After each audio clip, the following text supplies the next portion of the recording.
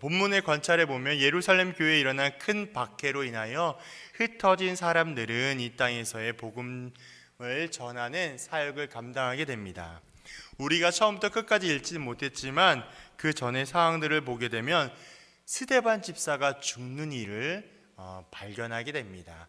바로 사울을 통하여서 또한 여러 가지 이유들로 인하여서 스데반 집사가 최초로 순교되는 일을 우리가 사건을 경험하게 되는데요. 이 일로 인하여 또 여러 가지 어려운 또한 박해와 압력에 의하여서 많은 그리스도인들이 어려움 혹은 흩어지는 일을 경험하게 되죠. 실상적으로 로마의 압제나 이런 박해가 여러 기독교인들로 하여금 말살 혹은 아예 없앴다라고 생각할 수 있겠지만 실상은요, 없어지고 말살된 것이 아니라 이 박해와 어려움을 위하여 더욱더 기독교와 복음이 흥황하여졌음을 나중에야 깨닫게 됩니다. 7명의 집사 가운데 선택된 빌립은요, 사마리아 사람들과 에티오피아 내시에게 복음을 전하게 합니다. 이것은 복음의 은혜가 유대인뿐만이 아니라 이방인에게도 똑같이 미치는 것임을 분명하게 보여주고 있는 대목이라고 할 수 있죠. 사마리아는요, 빌립의 전도를 통하여 복음을 들은 후 예루살렘에서 내려온 사도를 통해 성령의 선물을 받게 됩니다. 또한 결코 여호와의 무리에 들어올 수 없다고 여겼던 에티오피아의 내시도 복음을 듣고 구원을 얻게 합니다. 전도자인 빌립은 주의 말씀에 깨어있는 사람이었고 성령의 인도에 민감하였으며 주께서 명령하신 대로 순종하고 담대하게 용기 있는 초대교회의 가장 중요한 인물이라고 소개할 수 있습니다. 빌립은 사마리아 성에서 예수 그리스도의 복음과 기쁨을 전하였으며 인생의 가장 극한 고통을 해결해 주는 데도 아주 중요한 역할을 했습니다. 또한 빌립은 큰 권세를 가지고 있던 에티오피아 내시에게 아무 두려움 없이 성령님께서 명령하신 대로 가서 예수님의 복음을 증거하며 순종했던 사람이라고 할 수 있겠죠. 우리가 읽지 않았지만 8장 26절에 보면 이런 말씀이 있습니다. 주의 사자가 누구에게? 빌립에게 말하여 이르되 일어나서 남쪽으로 향하여 예루살렘에서 가사로 내려가는 길까지 가라 하시니 그 길은 광야라. 여기 나와 있는 이 주의 사자는요, 쉽게 말하여서 성령을 지칭하고 있습니다. 성령께서 빌립에게 찾아가여서 지금 네가 있는 그곳에서 가사로 내려가라 라고 지금 이야기하고 있는 것이죠. 사실 제가 좀 참고적으로 여러분들에게 입체적인 효과를 얻기 위해서 두 가지 그림을 삽입을 하였는데요. 첫 번째 그림을 보니까 사마리아 땅에서 예루살렘으로 향하는 길을 제가 구글을 통하여서 좀 나타내 보았습니다. 도보로는 한 26시간 124km 정도 된다고 하고요. 그 첫 번째 그림에 보시면 왼쪽 아래편에 보면 가자라는 동네가 있죠. 그 가자라는 동네가 지금 여기 성경에 나와 있는 가사인 동네인 것이죠. 그래서 그 옆에 오른쪽의 사진을 보시면, 오른쪽 그림을 보시면 제가 빨간 표시로 왼쪽 그 끝부분에 바다가 있는 해안선 부분에 이렇게 점 해놨는데요. 곧쯤에서 가사 있는 그 위치에서 아래쪽으로 쭉 밑으로 내려오면 에티오피아라는 곳을 보게 됩니다. 이렇게 그림을 넣어드린 이유는 머릿속에 조금 더 이해를 더 잘 하실 수 있도록 제가 이렇게 삽입해 놓았습니다. 사마리아 성에서 복음을 전하던 빌립은요, 유대법으로 결코 여호와의 회중에 참여할 수 없는, 쉽게 이야기해서 유대인들이 지키고 있는 절기에는 내시가 들어올 수가 없어요. 제가 신명기 23장에 나와 있는 말씀이 있다 또 한 번 말씀을 드릴 건데요. 그렇게 참여할 수 없는 에티오피아 내시에게 고난받는 종, 누구? 예수를 전하는 것을, 또한 가르치는 것을 보게 됩니다. 그리고 물에 내려가서 세례를 베풀어 주므로 에티오피아 내시가 하나님의 백성임을 인정받게 돼요.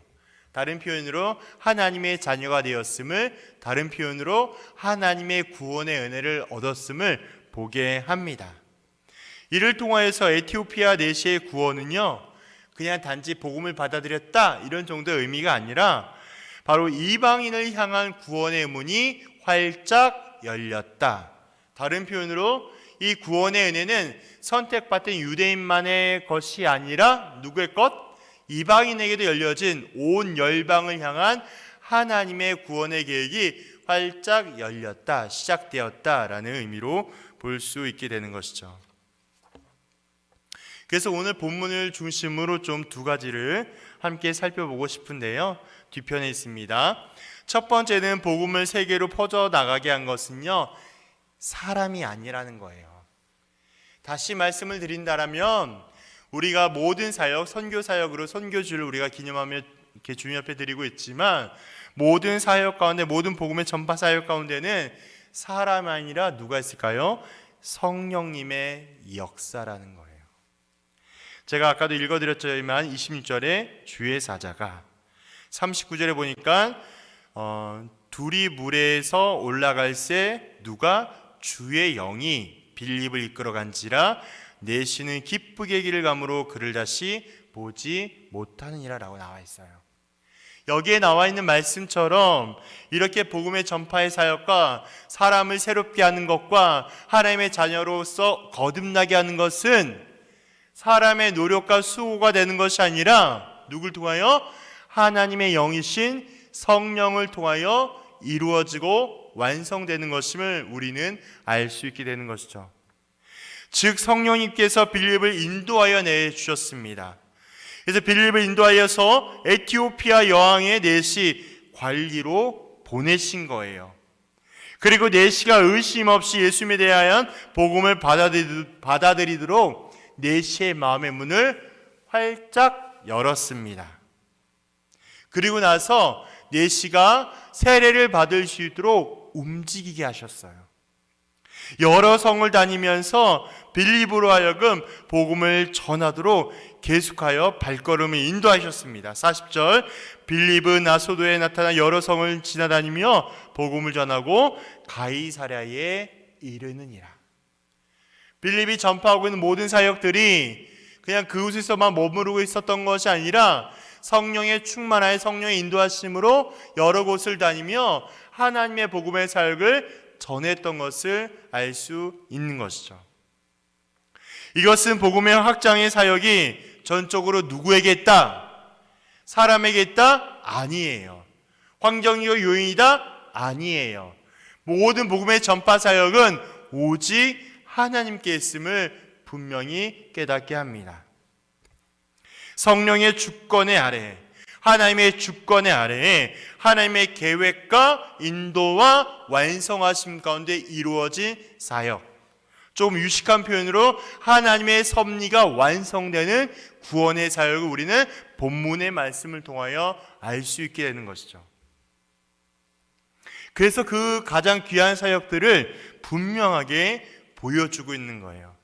그래서 제가 반복하여 거듭 말씀을 드리지만 우리가 하고 있는 모든 신앙생활과 모든 봉사와 섬김은 사랑과 환경과 모양으로 보여질 수 있겠지만 아니에요.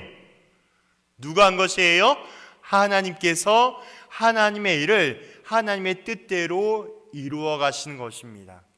더 확대하여서 우리의 삶의 우리의 루틴 가운데, 우리의 직장 가운데, 우리의 있는 처속 가운데 우리의 여러 가지 일들을 감당하게 되지만 내 것이 아니라, 나만을 위한 삶이 되는 것이 아니라 하나님의 나와 영광을 위한 삶, 그리고 그리스도의 제자로서의 삶을 살아가는 우리 모두에게 있음을 기억하시기를 바랍니다.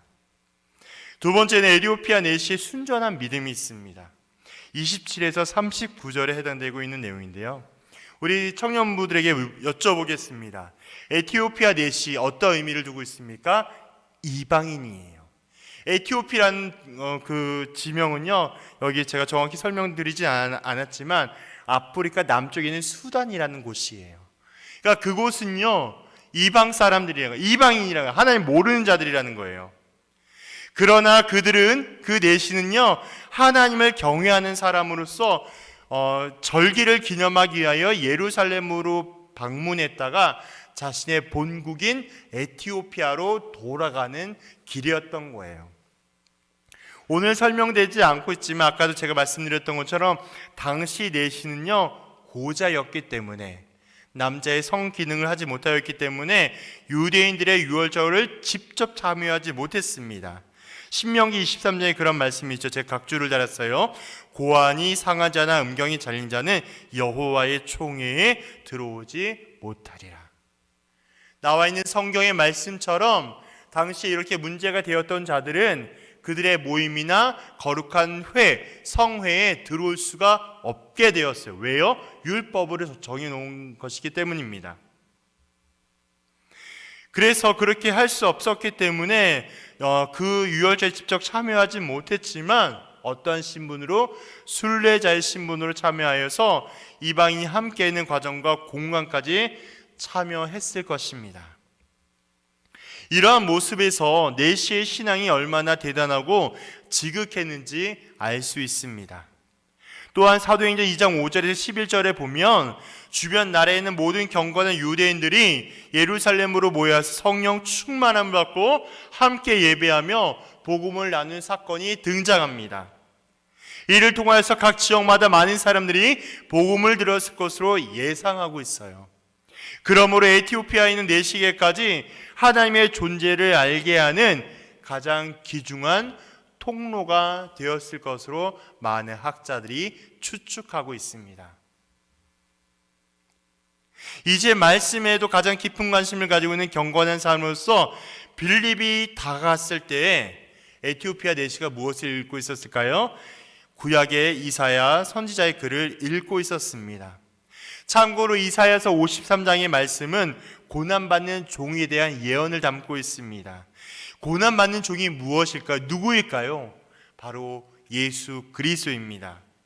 우리의 죄를 위하여 온전히 하실 유일한 분, 자신의 백성을 자신의 생명과 보혈로 구원하신 분이 바로 예수 그리스도입니다. 예수님의 죽음과 고난을 예언하고 있습니다. 그리고 부활을 통하여서 참된 능력과 소망을 얻게 하여 주십니다. 그래서 빌립이 예수를 전하고자 했을 때에 내시는 주저하지 않고 예수님을 구원자로 받아들이고 세례를 받는 순전한 믿음의 행동으로 보여주고 있습니다. 에티오피아 내시가 받아들인 모습은요, 그 앞전에 나오고 있는 마술사 시몬과 대조적인 신앙의 모습을 보여주고 있습니다. 시몬은 성령의 권능을 돈으로 사려고 했던 마술사 시몬과 정반대되는 모습을 보여주고 있죠. 그렇기 때문에 마술사 시몬이 돌짝밭과 같은 얕은 마음이라고 한다면 에티오피아의 내시는 아름다운 열매를 맺을 수 있는 좋은 땅과 같은 마음이라고 할 수 있겠습니다. 이방인에 대한 구원 계획 그리고 약속은 하나님의 계획대로 복음이 모든 사람들에게 차별 없이 이렇게 주어지고 있는 것임을 교훈하고 있는 것이죠. 그래서 우리는 꼭 기억해야 합니다. 우리에게 혹은 이때 당시의 상황적인 환경으로 봤을 때에 하나님의 구원의 은혜가 선택받은 민족에게만 제한을 두고 국한 두는 것이 아니라 하나님께서 구원하기로 계획한 모든 자들, 온 열방을 향한 하나님의 크신 계획과 능력이었음을 인정하며 고백하게 됩니다. 곧 그리스도의 복음, 언제 어디서나 주께서 원하시는 모든 자에게 임할 수 있음을 교훈하고 있는 것이죠. 그래서 오늘의 본문을 통하여 하나님은 혹은 예수님은 어떠한 분인가를 좀 함께 살펴보고 싶은데요. 하나님은 그분의 종들을 주권적으로 인도하고 능력을 주시는 분입니다. 하나님은 그분의 종들을 주권적으로 인도하고 능력을 주시는 분입니다. 26절에 보니까 그렇게 나와 있습니다. 주님의 사자가 빌립을 광야로 인도하셨어요. 26절에 보니까 주님의 사자가 빌립을 광야로 인도하셨습니다. 29절에 보니까 성령이 빌립에게 이 수레로 가까이 가게 하십니다. 29절 성령이 빌립에게 이 수레로 가까이 가게 하십니다. 32에서 33절에는 에티오피아 내시는 때에 맞게 구약 성경의 본문을 읽고 있었습니다. 에티오피아 내시는 32, 33절에 보니까 때에 맞게 구약 성경의 본문을 읽고 있었습니다. 그리고 36절에 보니까 세례를 위한 물을 준비해 두셨습니다. 세례를 위한 물을 준비해 두셨습니다. 39에서 40절을 보니까 성령님께서 인도하여 주셔서 다른 곳을 다니며 복음 전파 사역을 감당하게 하였습니다. 제가 이렇게 나열했던 모든 내용들, 이것은 다 하나님께서 하신 일입니다. 하나님께서 이렇게 하신 것은 오직 하나님의 구원의 계획을 완성하신 뜻에 있기 때문에 하나님께서 이렇게 직접 마련하고 준비하시고 완성해 가시는 것이죠.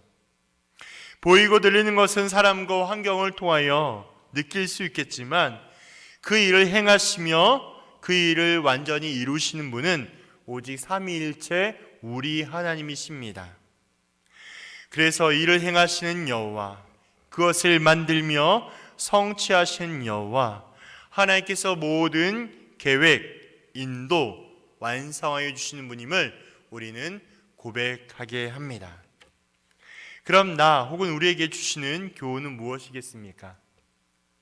선교는요, 복음 전파, 전도자의 삶을 살아내는 것입니다. 선교는 복음 전파, 전도자의 삶을 살아내는 것입니다. 선교는 화려하거나 거창한 것을 요구하지 않습니다. 우리가 할 수 없는 무엇인가를 바라는 것이 선교가 아니라는 거예요.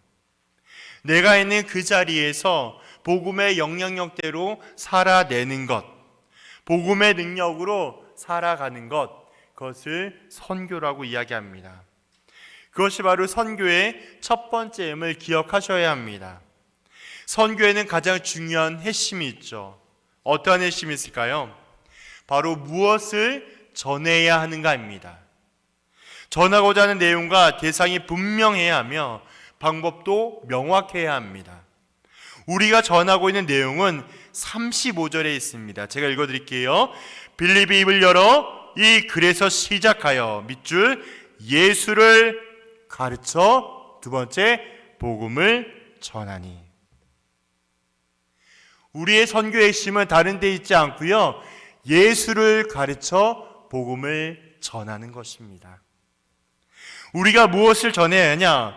우리가 무엇을 가르쳐야 하냐? 바로 예수께서 이 땅에 오신 분명한 이유를 가르쳐야 하는 것입니다.